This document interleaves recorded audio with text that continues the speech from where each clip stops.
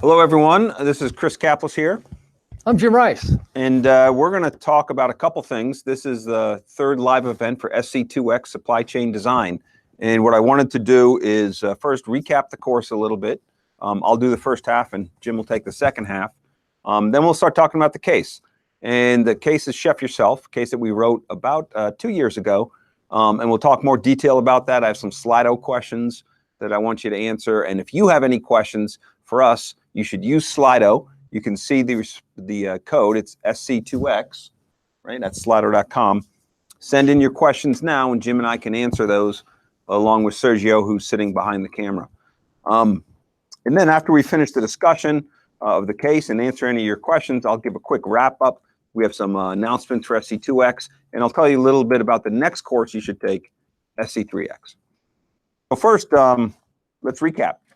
SC2x is kind of the bridge course. It's kind of the keystone of all the curriculum because it ties together all the modeling we've done in SC0 and 1, and it leads into some of the more qualitative things we do in SC3x and 4x. So we started off with the granddaddy problem, facility location. We went through the Weber method. We went through a bunch of different techniques. And so the whole idea was, where do you locate a facility on a Euclidean plane? And then when you have a real network underneath. And that facility location problem is the heart of a network design study. Because the next thing we did was, how do you set up a supply chain network? And this is where you used all your large scale optimization skills with mixed integer linear programs. And hopefully you got very comfortable with setting up these MILPs where you're minimizing costs, typically subject to a bunch of constraints, that you make sure you meet demand, you don't exceed supply, that any transportation node, what comes in equals what goes out. And then you can do in a lot of level of service restrictions and areas there. We also spent a lot of time talking about the process for doing a network design study, because it's a classic project that you might face when you're at a company. And so the idea of who do you get involved, how do you negotiate it, what data do you go with, those are just as important as the math. It's hard for a lot of students to realize that. They get focused in on the mathematics because it's fun, and that's sometimes the least important part of the whole supply chain network design process, because it's more about convincing people, making sure you understand the whole situation, you have the right data, things along those lines. We moved from network design into production planning and then aggregate planning. And again, you're using that mixed integer linear programming format, excuse me, but now you're adding in timing element. So you still have that conservation of flow, what comes in must go out, but you can also hold it for time periods. And so you'll see that the same mathematical technique is used for this production planning. We also went from MRPs using a bill of materials, showed how those go into the production plan and how they tie into the aggregate planning. And then we tied it all together with sales and operations planning. So hopefully you have a sense of the whole scale of the planning process, from planning with your suppliers, through production, through your distribution planning out, and then tying marketing and operations with the SNOP planning method. Then we went into different channels, just understanding product flow. We talked about some traditional channels. We talked about some new emerging channels, such as omni-channel, direct store delivery. And these are, again, ways to get product from original source all the way down to consumer. And this is an area that's very hot right now, so it's important you understand how the different channel strategies tie together. And the last thing we covered in the first half of the course was closed loop or reverse supply chains. And that's becoming even more important, especially with e-commerce, because the amount of returns are much higher on reverse logistics for e-commerce retailers than they are for traditional retailers. So that's what we covered in the first half. And then in the second half, we switched gears. And the second half, we focused on supply chain financial analysis.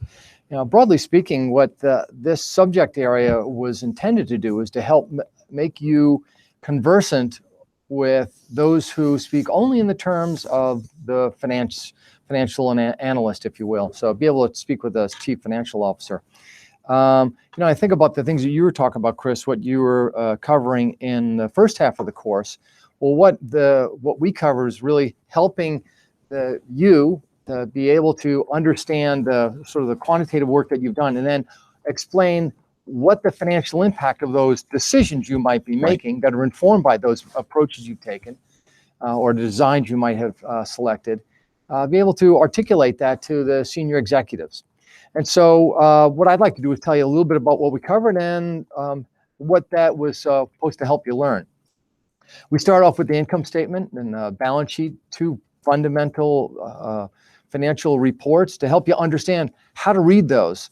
And then also how to interpret that, recognizing that one gives you a snapshot in time of the assets that and liabilities that the firm has, but also the other, which is the income statement, gives you a record of the performance of the firm over a stated period of time, a year, for instance. We then moved over into covering the role of accounting, costing systems, and activity-based costing.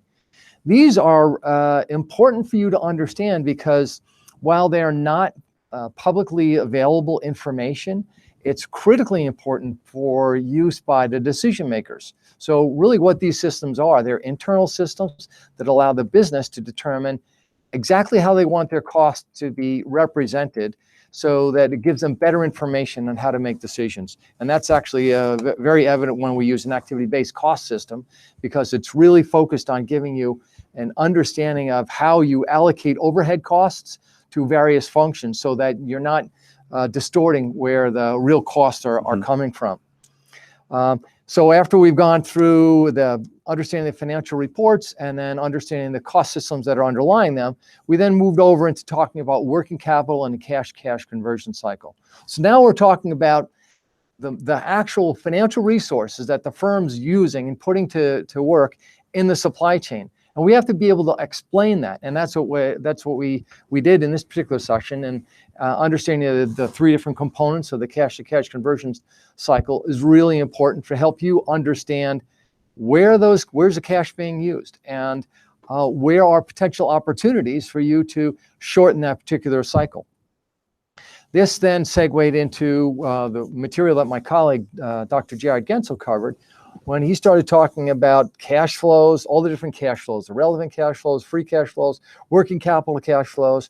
And then ultimately, that was fundamental information to help us understand what discounted cash flow analysis was. And all of this will help you learn, hopefully help you learn, methods for evaluating supply chain investments. So the analysis that you might do in using the methods that Chris talked about, ultimately that's going to lead a decision maker to decide, well, we want to invest in this kind of capability or in this resource or in this personnel. Well, ultimately, you have to make a financial case for that. And that's really what we covered in that.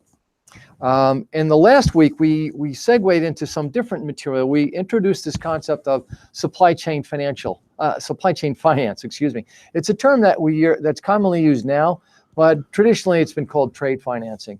And it's very closely related to the cash-to-cash conversion cycle. It's understanding how firms can basically get cash instead of having to hold on to receivables, meaning that somebody owes you money, can't do a whole lot with that.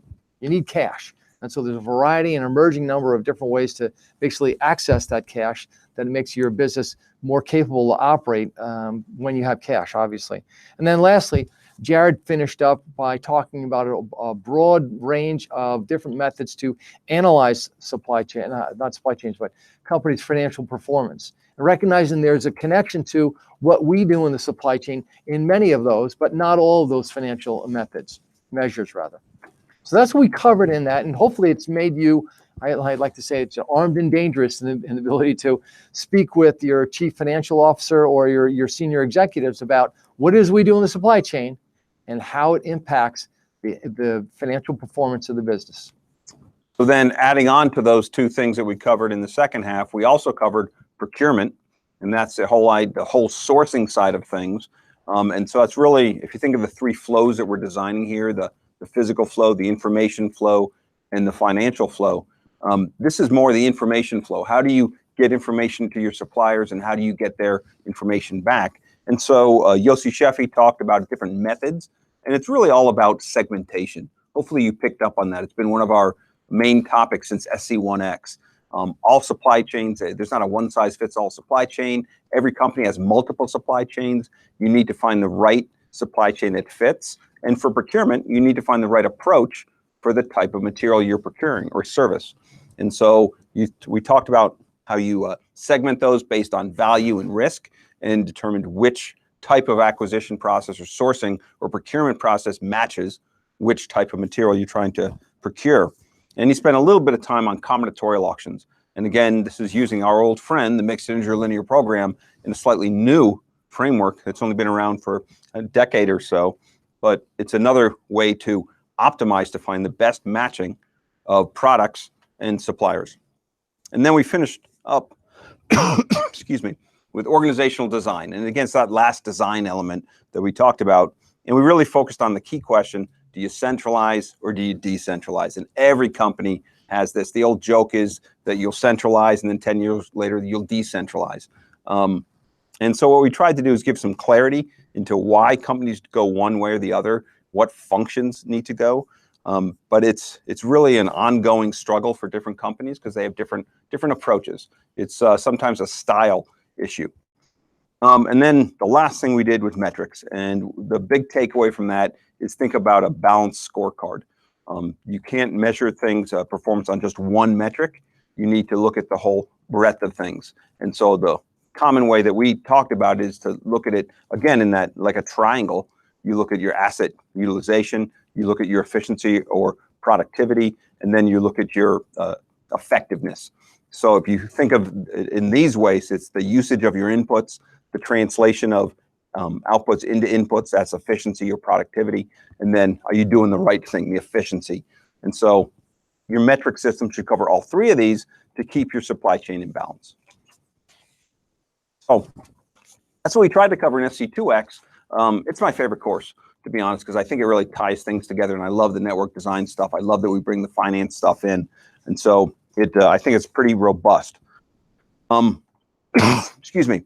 And then what we've started doing at the end of SC2x is introduce the first case study. You'll see more case studies in SC3x and 4x, but we wanted to introduce them because you're shifting away again from just doing models, theoretical models, to actually putting them into practice. And so I'm going to talk a little bit about Chef Yourself, but I want to remind you that we have some polls going on in Slido. And so the first one, I was just going to create a word cloud, but not many of you are playing along.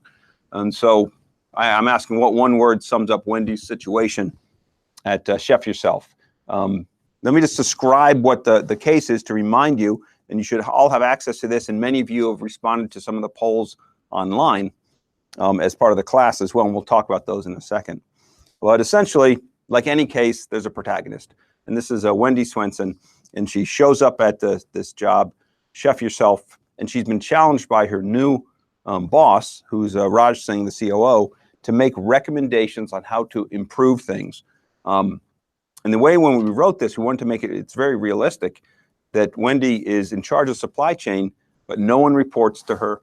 She has no authority, but she has the responsibility of solving this. And that's a pretty common trait in any supply chain where you're charged with fixing something, but you don't own it directly. So you have to use more soft than hard leadership skills. So you have to convince people instead of ordering them. So that's her challenge. And Chef Yourself is a startup, 10 years old, but it's getting bigger. And they deliver meals to home. It's a gourmet, partially prepared meals that are delivered where someone else you'd finish off cooking. And it's mainly geared to affluent kind of yuppies, young professionals who don't have the time to cook but want good meals, and they're willing to spend a little bit of time of prepping at home. And so we gave you a sense of what their operations were. They grew from a single kitchen in Sacramento, and now they still have that single kitchen. It's expanded, and that's where they do all the cooking, the packing of those meals. And their main target audience was initially Sacramento, and close to that to San Francisco and San Jose. And so they have different ways of distributing that product down to them. They use a local trucking company for the local Sacramento areas. This is in California, the western coast of the United States. And so they use, I think it's Truckico for local delivery, and it's kind of a per case delivery. Going down to San Francisco and San Jose, they use pool distribution, where they'll deliver a line haul down, and then they'll have a local delivery, and they have a different cost structure. But some of the changes that have happened, they've opened up 4 new cities. So originally they were within a pretty tight area, Sacramento, San Francisco, and San Jose. Now they're spreading out because they want to grow, and they've reached into Los Angeles, San Diego, Las Vegas, and Phoenix, Arizona. So if you know any of the geography, and you can see it in the case, it's further down south, so it's a lot more spread out. And so that they had to use a new distribution system, so they worked with a company called ACE, and they're just getting that into place. So Wendy was charged with trying to figure out what they could do to improve operations. And so what I want to do is create, some more people are coming in here, great. I'm going to switch a poll now, and I'm going to ask you, what do you think the greatest challenge facing Chef Yourself is today, based on what you've read so far? Lack of growth, rising cost to serve, a lack of intercompany communication, higher raw material costs, dropping customer service, decreasing customer retention. And so I'll continue talking, but you guys can vote on this now. What do you think the greatest challenge facing Chef Yourself? Now, the meals are designed by this nutritionist, this Lisa Cross, and her focus, if you read through, is really all on local farms, local ingredients, fresh, very innovative, doesn't use the same ingredient twice, because her whole idea is to make it an innovative, surprising meal. And so that's her whole focus, and she's been with them. I think she was employee number 3 coming to the company. Their marketing is done by someone named Linda Chin, and the marketing for this is really focused on promotions. And so what her growth pattern is, you've got to do these promotions, big discounts initially to get people in, because you've got to constantly continue to grow. That's why she's pushing on for variety of things. Right now they're given, I think, 6 meal options. They have to pick 3. And she's saying, let's expand that. Let's give more options to more people, expand to more cities. The sourcing is done by some guy named Eddie White, and his whole focus has been on procuring this product from local farms, payment upon receipt, which is something that ties into what Jim was talking about with supply chain financing.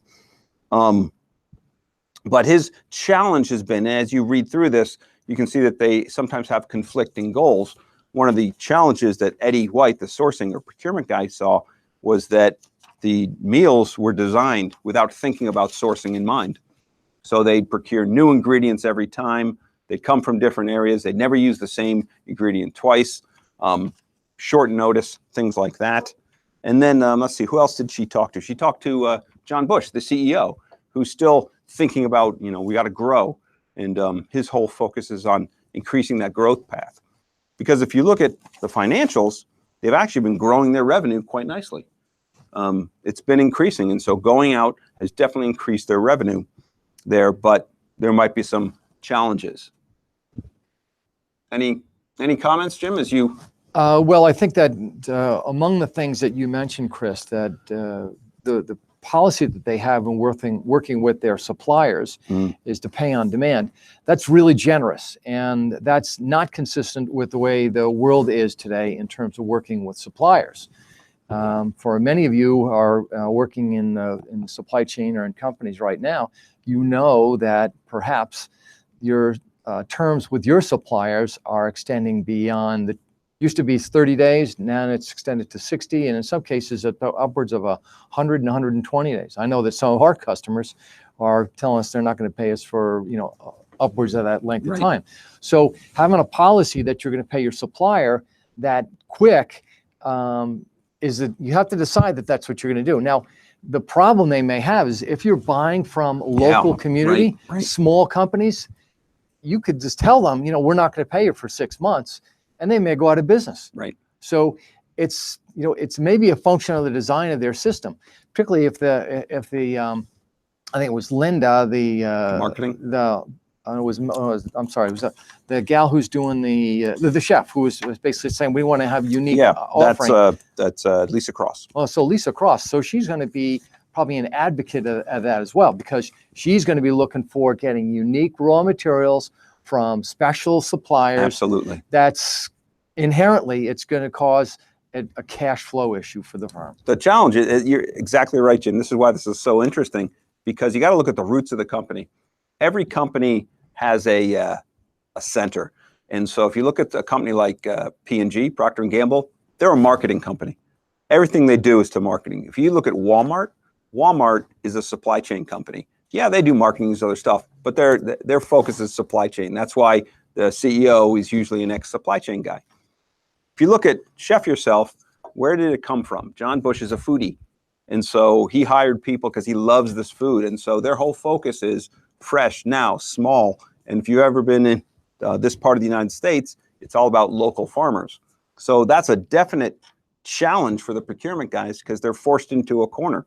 And so it might shift the strategy. And so should they shift to bigger farms, larger agricultural concerns for a lot of their product, because then they could probably negotiate better terms.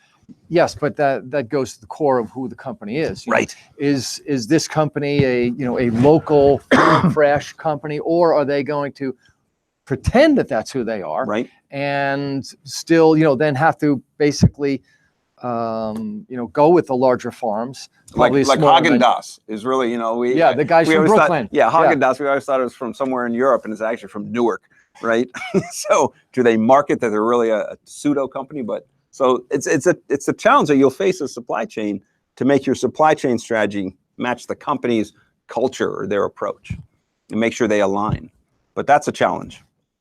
Okay, so let's talk about the poll. Okay, so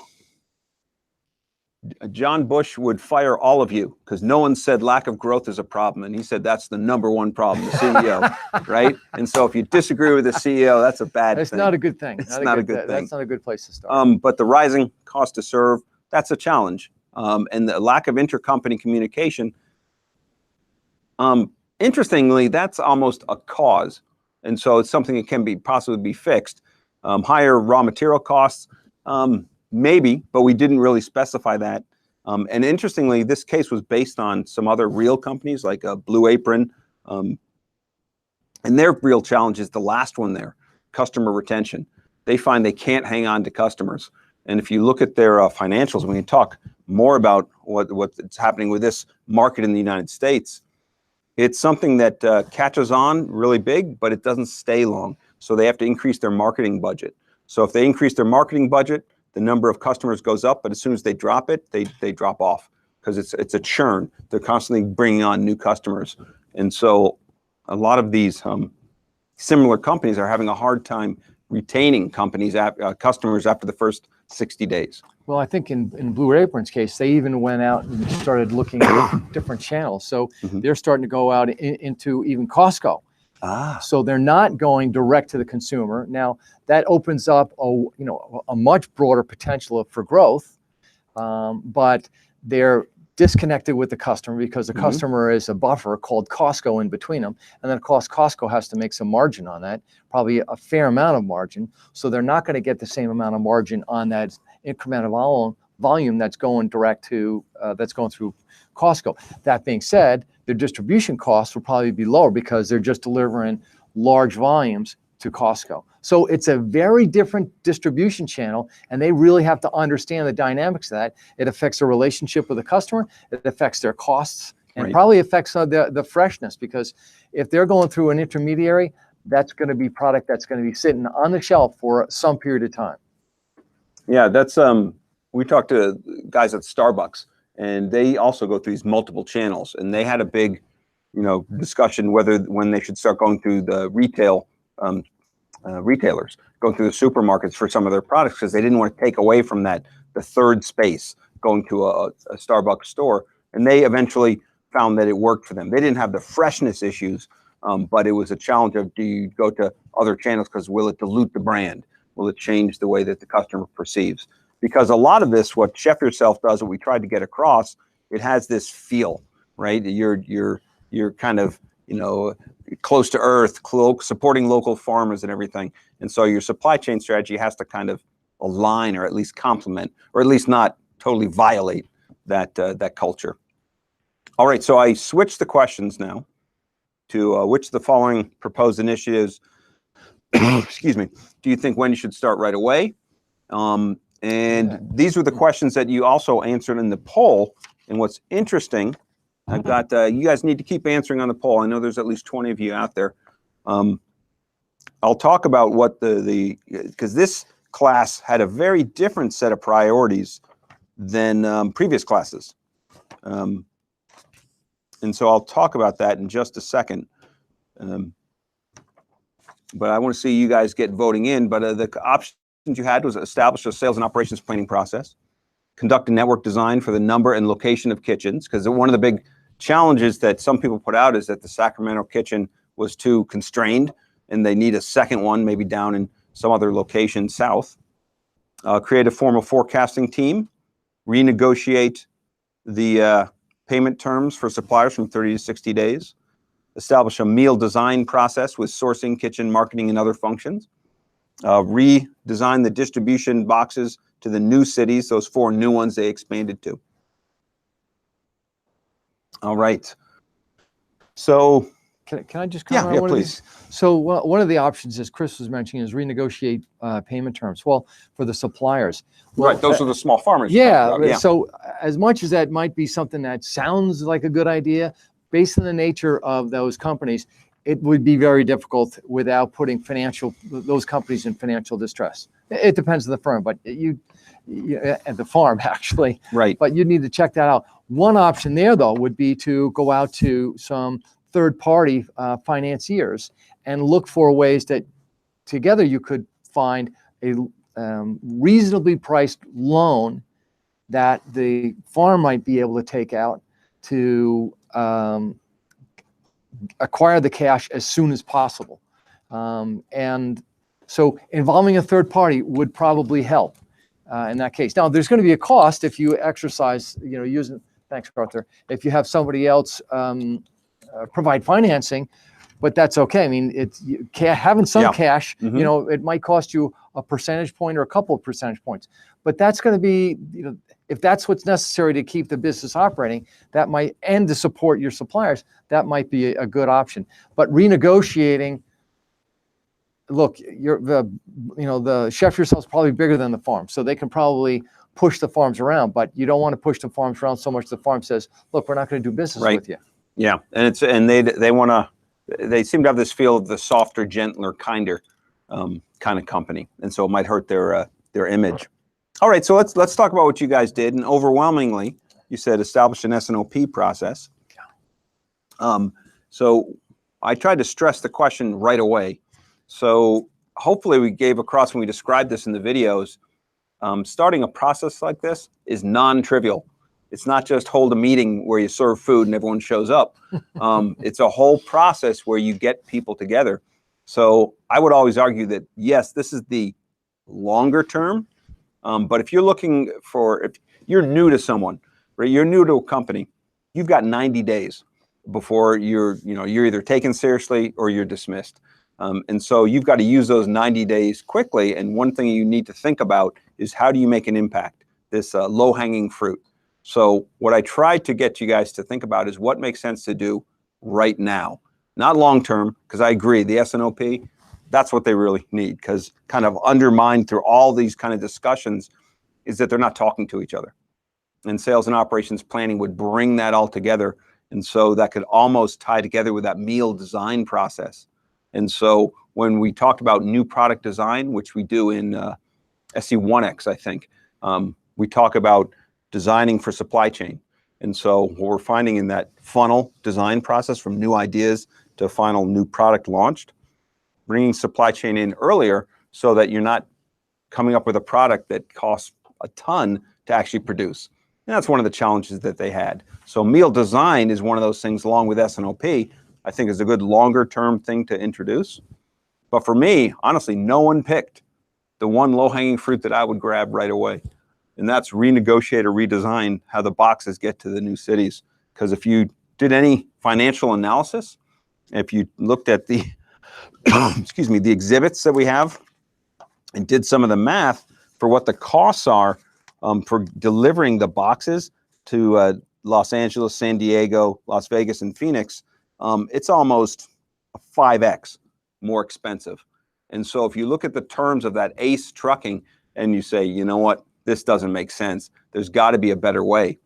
And this is classic problem that companies have.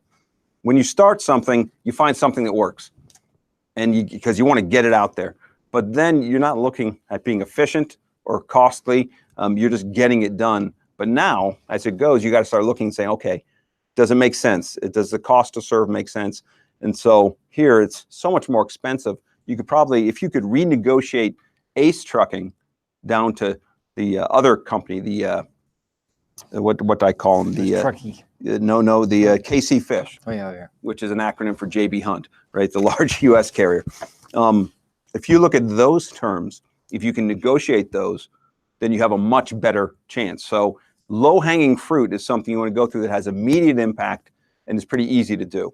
And that gives you credibility, because suddenly if you do this and you take off 30 cents a box from this, then suddenly you have more capital, you have more respect because you found a solution. To create an SNOP process, I don't know, what do you think that takes in terms of time? Can you just Well, I announce know. it? I mean, look, I've talked with a couple of companies. We met with somebody a few months ago, and actually it was 2 weeks ago. A local company we're doing some work with, and this fellow's same thing. He's a new guy. He's been on the company for less than a year, but he's been there about 9 months, and he's still working on trying to develop the willingness of the different parties to come to the table to talk. And it's really critical that he does that, but that they use this process. But it's taken him 9 months, and they don't even have a formal one. He says, "Well, I'm trying to get him to meet, but we're meeting, only every so often." Yeah. So it does take a while. It usually takes someone, the only person who could make it happen probably is either Raj Singh, the COO, or John Bush, the president. And usually you don't want the president involved. The COO is probably the one, along with marketing, to bring it together. Someone new bringing it in, it's going to be tough to get that done. But I agree with what you guys voted for, the longer term direction. Interestingly, I asked the same question in the polls in the discussion forum that you guys filled out in class. And you also had SNOP as the highest. Interestingly, last time we ran it in the 2017 second course, the number one was establishing a meal plan, that meal design, which I thought was really interesting. But the whole, it's never, no one ever votes really high that we should do the new redesign the distribution of boxes to the new cities. That always receives low votes, and because it's not sexy, but it's an easy, quick win for most of the times. It's actually one of the last resorts in almost every one of the last 4 runs that we've done of this course. Well, but I think it illustrates one of the issues that I think we've implicitly suggested here. It's the issue of scaling. A firm, particularly this applies to companies that are starting up, or even with new product introduction. You start up with a system that works, and because you need to get the product out there, and it works for a little while. But after you get to a certain point of volume, that system really is not designed for volume. And so the question is, can you scale with that system? And so that's really the inherent question we have here.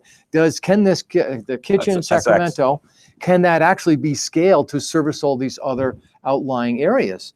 And the transportation costs look like they're really significant. So it does raise this issue of, do they need to put another kitchen someplace else? Or can they, as you suggested, restructure their distribution process so they can go with the KC Fish that would maybe be more efficient and reduce some of their costs? That's a great point. It's the scalability that you don't think about when you initially set something up. You just want to, does it work? And then scalability is a whole separate issue. So if you look on Slido, you can also go to questions too. And so I'm moving the questions over as they come in.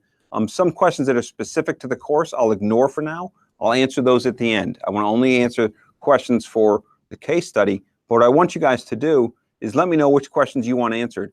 So you can go there and give them the thumbs up. We don't let you do a thumbs down, sorry.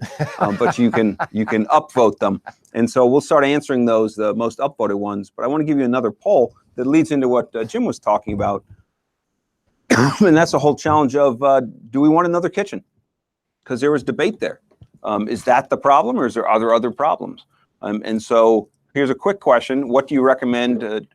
Would you recommend that they open up a new kitchen, yes or no? And so I'll give you guys a second to go in there and vote. And then we'll ask the next follow-up obvious question in a second. Because this is one of the most basic questions you have is, do I grow?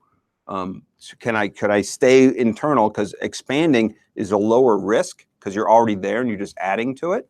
And if you know anything about California, the cost of land is probably lower in Sacramento than it is in some of these areas you're going to. Yeah. And it's always a risk if I open a new kitchen, it's not just opening up a new facility, it's new staff. It's new crews, it's new labor. And so I'm now managing 2 kitchens. So do they source from the same place? Do they have different farms they pull from? Yeah, I was thinking about the supply because the supply base it's critical to this business model. And if there's a farm in Northern California, which is convenient for Sacramento, it's probably not convenient for if you open a kitchen down in the Phoenix area. And the climate's very different, so the vegetation is going to be very different. The farming, what you're going to be able to get locally, is going to be really different. So these are important issues because if the firm goes to the market saying we're going to provide these kinds of products, and they're offering a certain products in one market and then very different ones in another, that could be a disadvantage. Maybe it could be an advantage too, but the not being consistent, that's a tough thing for marketers to manage. Yeah, I think they would have to offer the same thing, because if they offer different offerings, then that changes everything. Well, that adds a complexity. Yeah, it's almost like 2 separate companies. Yep. And they serve differently. So when you think of the kitchen, it's not just what do I put X dollars for investment. It changes the operations. They have to be in sync now. And so it makes it more complex. So we have 20 votes in, and we're 2/3 to 1/3 pretty much saying, yes, you need a new kitchen.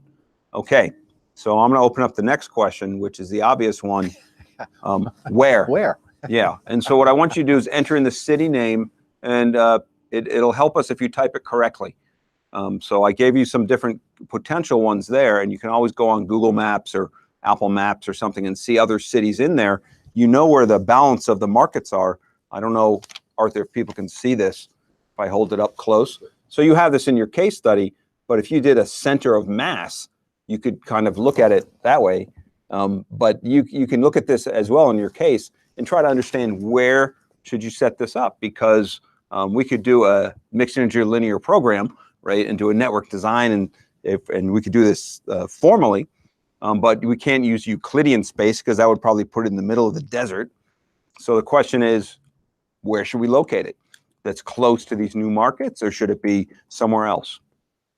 So I'll let you guys start answering these, and then we'll talk some more about it.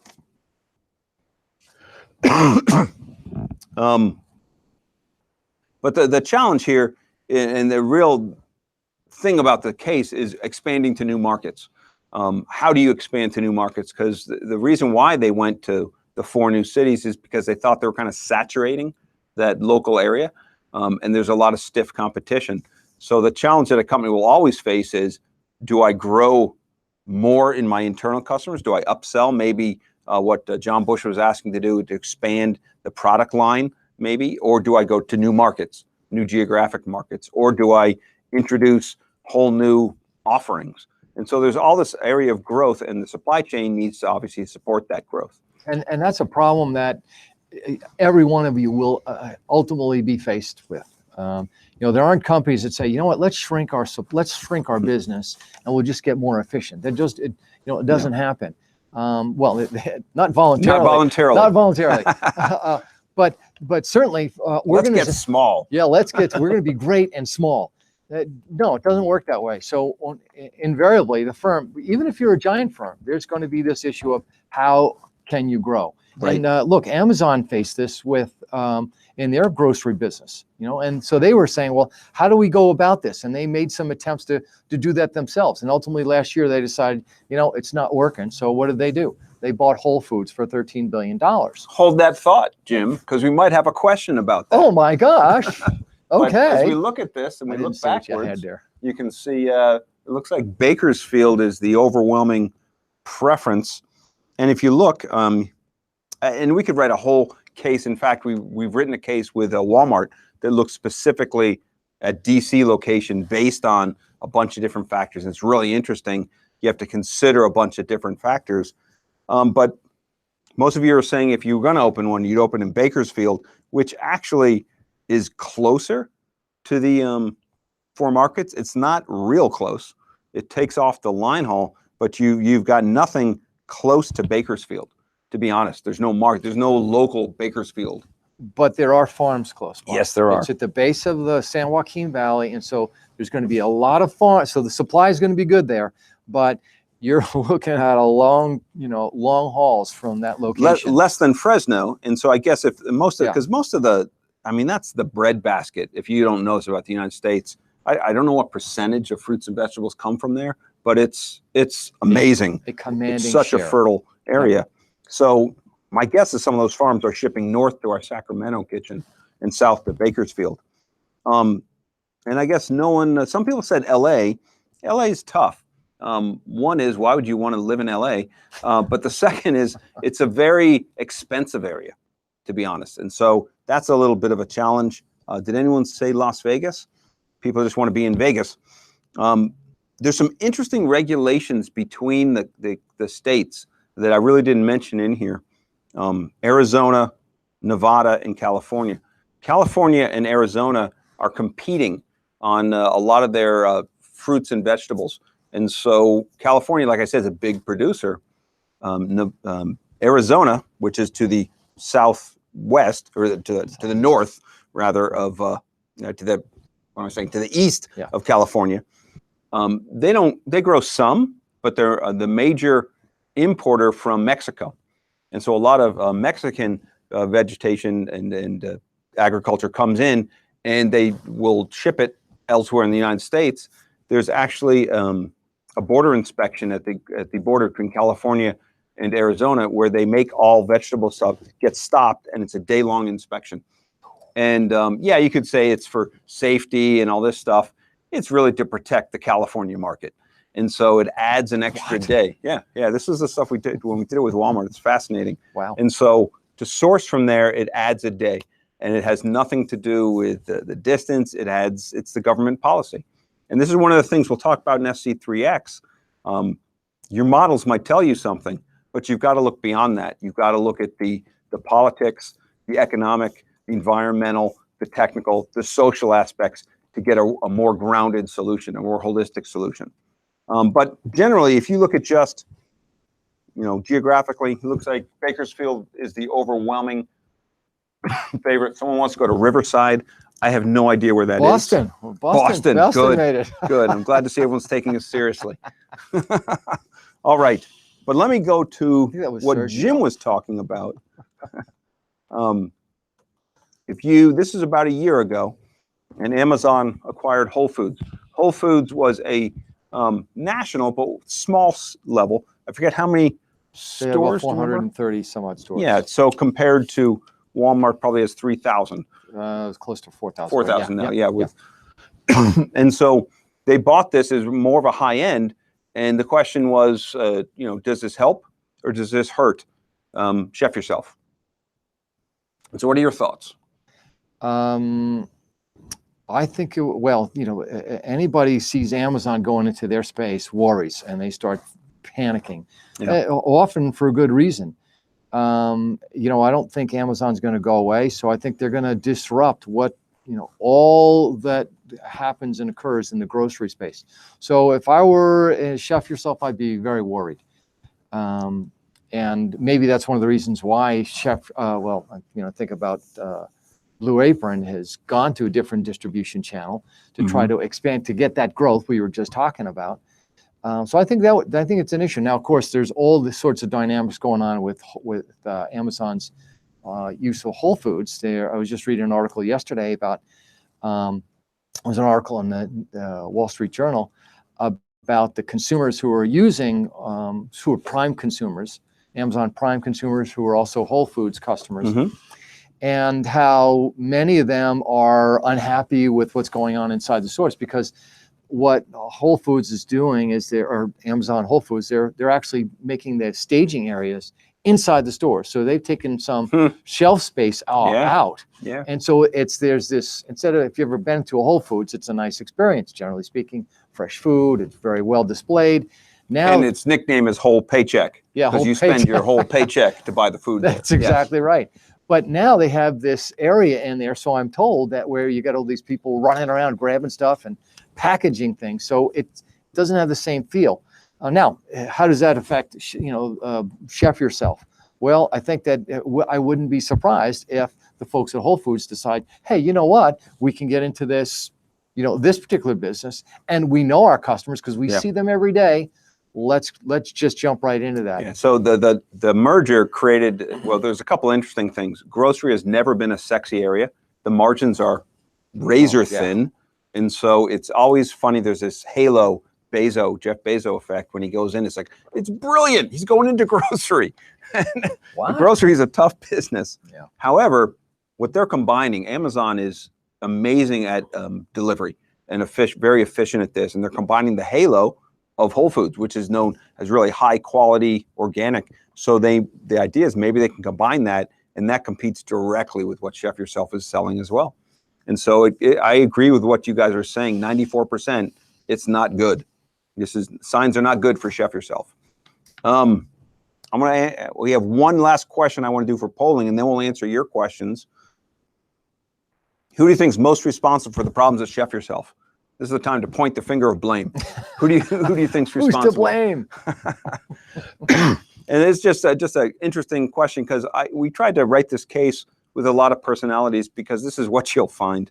You have different people in fiefdoms, especially if you go to a company that's kind of new and not totally mature, where the personality, a lot of the roles are defined by the personalities of the first people who went there, and not as a generic role. It's a challenge. And so that's one of the things we tried to bring about in this case study. And so I'll let you continue to vote. And I tried to make it when I wrote this that there's no hero and no pure villain. So let's see how well I did. I'll let you guys continue to vote on that, and then we're going to go in and answer some of these questions. Yeah. So the first question that you guys voted in, please upvote ones you want to have answered, and we'll answer those in the order of the most upvotes. Jim, this is for you. Can we say to calculate accurate cost to serve that the ABC methodology is the best tool, the cost to serve? I would say yes, because if you think about your income statement, your top line is your revenue, and then you have your cost of goods sold, and then that gives you your gross margin. Everything else below that, SG&A, but you have your logistics costs. Those are the costs that we're talking about here. What's the cost to serve that customer in that particular location? So those costs somehow have to get allocated, and the traditional methods of allocation are not very accurate, and so using an activity-based cost approach has been very useful. It gives management much more accurate information to understand what's that cost to serve, and you can look at that from what's the cost to serve the particular customer, or the cost to provide a particular product. So I would say it's for our useful. case, when you're segmenting, we didn't give you a lot of detail, but it's the cities. So you'd almost segment by that, and you can find the cost to serve. And it's very easy to figure it out. And the only thing that really differs is the distribution cost, I think. We kept things the same. Yep. But here's the deal. Suppose we had a second case where they open up the kitchen in Bakersfield, and now they have two kitchens. I guarantee the labor costs, the fixed costs, all those costs will be different. So now you've got to decide, what markets are each of the kitchens serving? Do they both serve San Francisco? Do they go separately? So now you have different costs. It gets much more complicated. Yeah, but there's also opportunities there, because they may find that there's in the Bakersfield location, in which many of you selected, maybe the access to the supply is better, and maybe the costs are lower. Certainly distribution costs are going to be lower in getting to those markets in the Southeast. And so maybe those markets are going to be more attractive than the San Francisco and Sacramento area, because you're talking about two markets there, and the other ones, you're talking about San Diego, Los Angeles, Vegas, and Phoenix. And they're huge. Those are big markets. They're gigantic. So, in that case, it would be more complicated and more complex. But I think that those are some opportunities. So before we answer the next question, let's go back to see who you blamed the most. You blamed the CEO. You guys are all fired. I can't believe you're blaming half the people. Blame the CEO, and I guess that's because he's, wants to grow, wants to push. I don't know why 16% said Raj. What did he do? All he did was hire Wendy. Not soon enough. Not apparently. soon enough. And then there's evenly split between, and you're blaming Wendy? It's her first week. Oh my God! I know. Who would you blame? You guys though? are tough. You guys are tough. To be honest, I'd probably blame Raj because he should have solved this earlier with Lisa and Eddie. The real conflict is between the four big ones: Lisa, Eddie, Becky, and Linda. They're not talking, and the COO should have solved that. And so he is solving it now, but I don't know why it festered this long. What do you think? I agree. You're gonna blame Wendy? I would agree that he owns that, but ultimately the CEO needs to be the one who bears responsibility. So you hate John Bush? Yes, I do. No, he's a nice person, but he's not effective. So John can find a new job someplace else. So I think you find that, well, it's his company, so that it might be hard, but it's almost this founder issue. I don't know if you've ever worked for startups. Sometimes there's a point where the founder is not the best person to take it forward. And this might be one of those areas, that inflection point for the company. But let's go on. We've got about 7 more minutes. Next one that's highest voted, if you are a new logistics service provider, which I guess is like a broker or a 3PL of some sort, how do you choose between building large capacity to be ready when any volume, or set it at a small capacity first? So let me rephrase the question, and I'd love to get your opinion, Jim. Is the real question, do I build ahead of time, pre-build, and I'm very robust to handle my capacity, or do I build a little bit and become flexible for longer runs? You got to build only as much as you can to get revenue to keep the business floating, and then you can acquire capacity as possible. Because if you use all your so if startup, you'll have a limited amount of capital. You can't buy, if you buy lots of capacity and say, hey, we're going to be great in 5 years, you're not going to make it past the six months. So the clock is ticking. You got to really manage that cash very carefully. Now, you may be in a situation where there might be a real good opportunity to buy lots of capacity. That's very risky because there's plenty of organizations that are no longer here because they invested heavily in infrastructure and they didn't get the demand to build that out. I mean, Webvan, I think, is a good example of that. Same one, right? So, you got to manage the cash, and it's enough to get enough capacity to get the demand and satisfy that, and then you got to conserve your cash. But then when you hit a point, it's that inflection point to what Jim was talking about earlier. Are you ready for it to scale? So you can't worry about scaling initially. You need to get enough to get the market going, but then you hit another inflection point, because typically what that means is, if I'm a small company, I might buy warehouse space. I might lease space, right? Which is the most expensive way to do it. But if I only need 10,000 square feet, that's fine. But at some point I might be leasing 3 or 4 whole facilities. And at that point, it doesn't make sense. There's a better way to have that capacity now. And so there's 2 different issues: starting out and then scaling. And you'd have to treat those very differently. Yeah, I think starting out, you got to be very flexible. Right. And when you get to that point where you have the demand that can fill that capacity or pretty close to it, then you make a commitment. So I'm gonna, a question just came in from William, and I like it, so I'm gonna answer that one, even though it has no upvotes, because I can do that. How can you solve such turf wars in real life? And so when you have people who don't like each other, or maybe they like each other, but they don't respect each other, they don't understand each other's views, there's a couple ways you can do it. One is to get them to sense a larger mission. And so to do something to personalize a lot of the decision-making. So doing things as a group, whether it's a team building, an offsite, something to get them together to actually see each other's viewpoints and understand how they interact with each other. Because a lot of times, if you don't communicate, then you build up more and more reasons why you're right. And so getting them together and starting that SNOP process, maybe informally at first. I've had friends who worked at other companies, and even having an informal lunch once a week, every 2 weeks with people, it breaks down barriers and people connect socially, and then they get a little more civil in how they communicate. And then you can start bringing in formal processes. But Jim, you've got a past experience in different organizations. Yeah, and I think it's easy to find places where or issues where you don't agree. But if you're in the same organization, you presumably have a lot of things that you agree on, in the sense that we're all here to try to do the same thing. We want to grow the business. We want to make the business successful. And so look for those things where you have common interest, where you would agree on those things. And if you start from those, then you can work on some of those other issues that maybe you're not in complete agreement. But I think relationship development really is critical. You just got to get to know the other people. And look, most people don't make bad decisions or perform poorly on purpose. It's because they have something in their mind, the way they're thinking. And if you could understand that and maybe enlighten them, or maybe they enlighten you, that's going to help bring you in alignment. Okay, let me just do some lightning questions. We'll try to answer quickly. With growing trend to decentralized supply chains, e.g. off-grid systems, I don't quite know what that means, to be honest. Do you cover how to optimize this choice of network design in future supply chain courses? Well, since I don't know what off-grid systems are, I'd have to say no.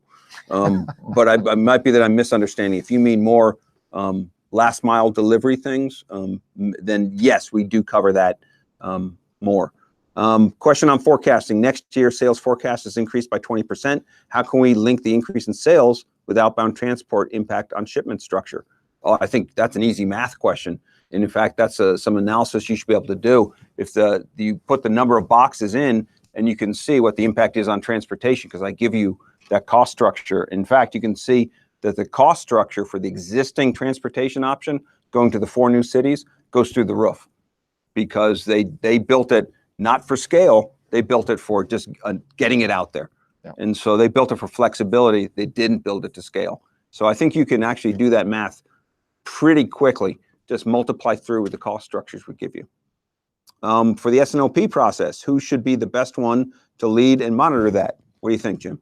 I think Wendy's the one who needs to go work the crowd. She owns the outcome. And of course, as you said in the very beginning, she has responsibility for nothing. So basically, she's going to have to bring people together and help them understand why coming together is going to be important for the business. Again, that's that alignment, why we share a common goal. Yeah, I think she can be the person on the ground, but someone up top has to say, yes, it has to happen. Yeah, I mean, look, if Raj says you're going to do this, then it's going to make it happen much more quickly. Someone has to bring the marketing and the operation together. Is there a good literature reference or a book for supply chain finance?